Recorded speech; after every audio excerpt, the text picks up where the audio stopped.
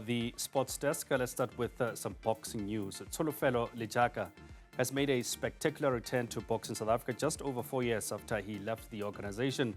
Lejaka returned to BSA as the organization's acting chief executive officer and accounting authority after he was appointed by Minister of Sport Gayton McKenzie.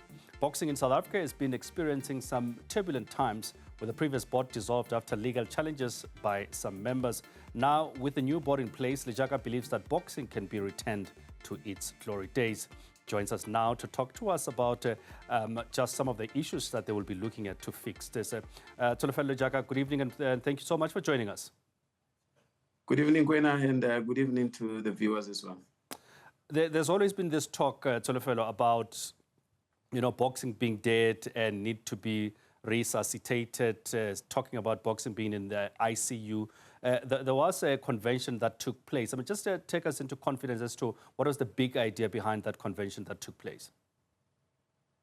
Well, you'll remember the call for a convention has actually been there with the sector for a long time, because the last convention that took place was back in 2013. There has been, of course, various other meetings, but never at a ministerial level, which included also all provinces together under one roof across all categories. So the purpose in the main of the convention was to literally look at the state of boxing in the country, diagnose what are the problems, what's currently going right, and what is to be done across the value chain. So basically, this convention was looking at the entire ecosystem of boxing in the country, from the legislative framework, the processes, mechanics, the participants themselves, but also opportunities that are opening up in the broader sports sector, and to check what exactly is the market share of boxing in the broader scope of sport economy. So I would say that literally this convention was a do or die for boxing, because out of the convention, the next big question is boxing's graph of growth going to now go up positively or down negatively towards ultimate demise? I mean, there's quite a lot of issues that I think needs to be addressed. But one of the big issues has always been that issue of commercialization, that the sport itself does not necessarily make money. Talk to me about that aspect and how it's going to be addressed, if in any way. Yes, I think we had to look at, within the context of sport economy, how is boxing doing? Who are the people that are following boxing, and what does the market require from boxing? And one thing that came out sharply is that, listen, times have evolved now. Consumer connectedness drives the profit margins. People are no longer looking at things in silo. They're looking at boxing as a product. So boxing, in how we are currently promoting, is fragmented, because every promoter does his own thing, and you don't get a sense of a storyline that runs across consistency, predictability, and uniformity in terms of curatorship of quality. So we had to now look at, how do we achieve that? How do you bring consistent followership? How do we take charge of how boxing as a sport is packaged and presented? So when you break that down, we had to look at the funding model of boxing. We had to look at the broadcast framework. We had to look at the quality of the tournaments that we deliver. And then we had to look at, how do we sustain that consistency throughout what we can call a boxing season. And I think what most promoters agreed with was that you now need Boxing South Africa to start coming up and playing a central role as a regulator. It is for that reason that when we go to the resolutions, the minister then said the department is going to assist boxing to set up a series, so that you have something like a league, where a person can know that I'm watching boxing today. In 2 weeks' time, I will be watching it again. And there's a storyline that's building, there's suspense, there's focus on the athletes, building their brand, getting to the story lives, their lives, what is the story of their lives. And ultimately, creating out of that the champions that then becomes positive role models to society. So there's quite a bit of work that really has to go into that. But ultimately, the bottom line is that the sport must make money. The sport must reduce its dependence on the public purse, and the sport must produce practitioners who are able to make a living, more especially the boxers.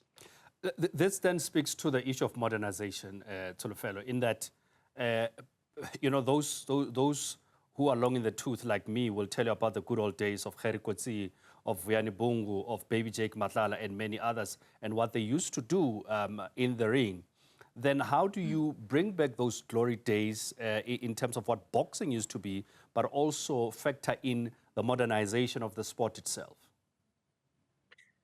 Quite a bit of work on that.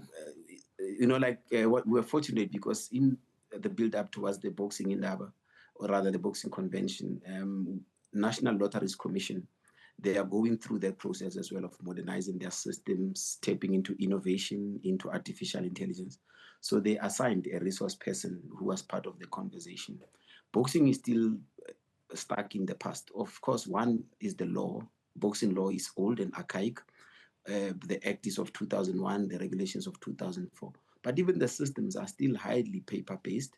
You do not have a reliable depository of information. So you don't have a database of boxing population.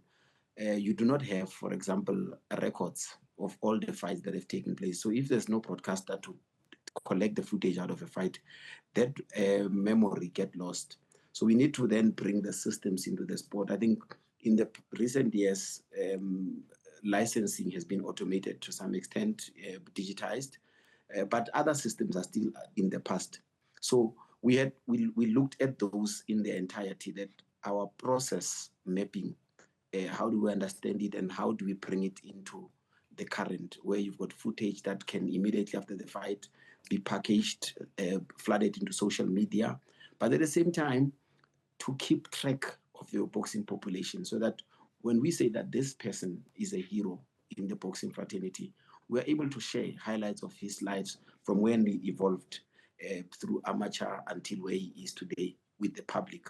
So basically, the modernization concept was literally about looking at our business process, the mechanics, looking at what is available now there in the market in terms of innovation, in terms of digitization opportunities, but also simplifying the other things through artificial intelligence. So it was a very exciting conversation to really look at it, because typical boxing people, we hardly ever think about it as a possibility. Yeah. Let's talk on talent identification. I mentioned some great names, the Vuyani Bungus of this world, the Dingan Tobelas of this world, many other names that we know in the past. And the question is now, how do we develop the talent to get to the same level that we used to be? And are there those boxers that are available? Because, I mean, if you had to ask right now who are the credible world champions that we have, there are probably one or two that we have in South Africa. And that is something quite foreign if you look at the history of South African boxing. You know what is exciting now? Having been in boxing and left, then coming back maybe after 4 to 5 years. The divide between amateur boxing and pro boxing, I think there's now consensus across the board that you can't have that. You now need a situation where Sanabo and Boxing South Africa work together, because ultimately we are looking at one person called the boxer. This person is born into some communities, goes to some preschool, some primary school, goes into a gym across the street, start boxing as an open boxing licensee, which is an amateur, grows through the ranks, and ultimately maybe get for us regional, continental, international, and world medals in the form of your Commonwealth Games and your Olympics. And then at a point when he has now gone through that entire value chain of amateur boxing, comes into professional boxing. So if we do not work together as Sanabo and Boxing South Africa, we create an unnecessary divide that deprives us from exploiting talent to the best. If you look at, for example, Thulani Mbenge's situation. If you remember, Thulani won for us the Commonwealth Games in 2014. But by May 2015, he had now gotten out of the open boxing into professional boxing. Come 2016, we did not have a single boxer representing us at the Olympics.